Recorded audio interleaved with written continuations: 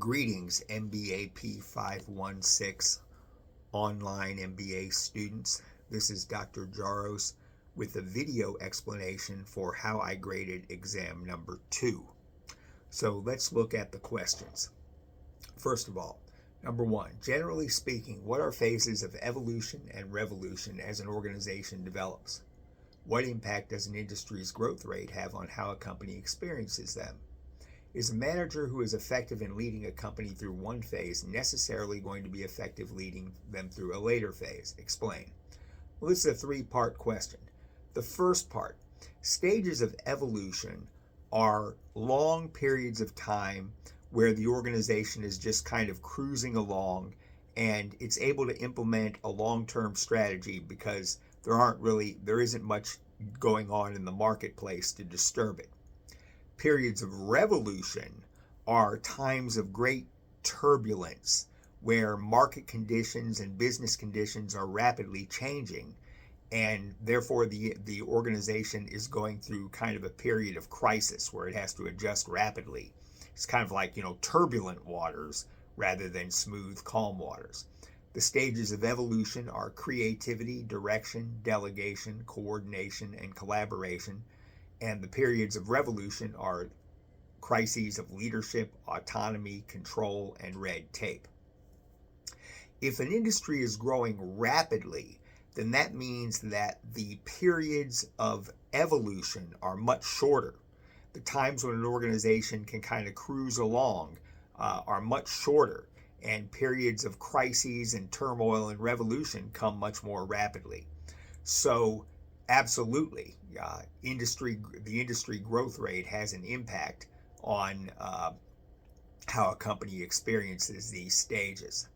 Last but not least, no.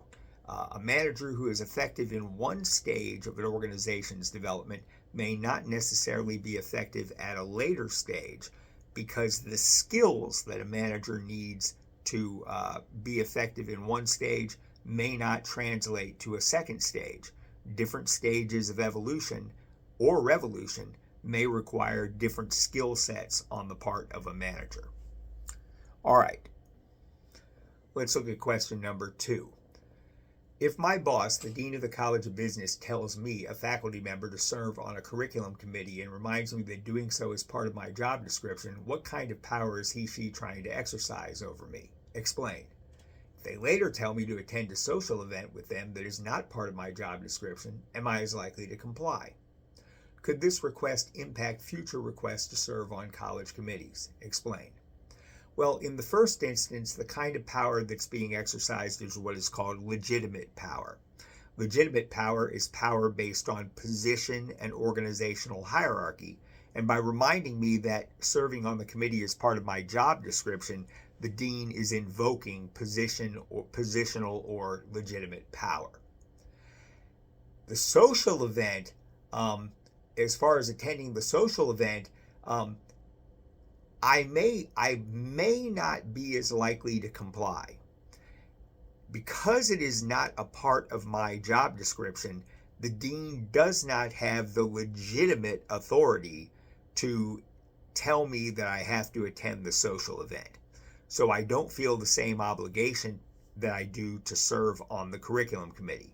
However, I might attend the social event if the dean is attempting to exercise referent power over me, meaning power that is based on social ties and relationships.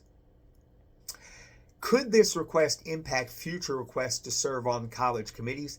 Absolutely. The authors of the article on different kinds of social power argue that when a boss makes a request that is not part of the legitimate job description, then this may cause the employee to lose respect for the manager because the employee believes that the manager is acting in an unfair manner, is trying to use their legitimate power in a realm where it does not apply and where they do not have that proper authority.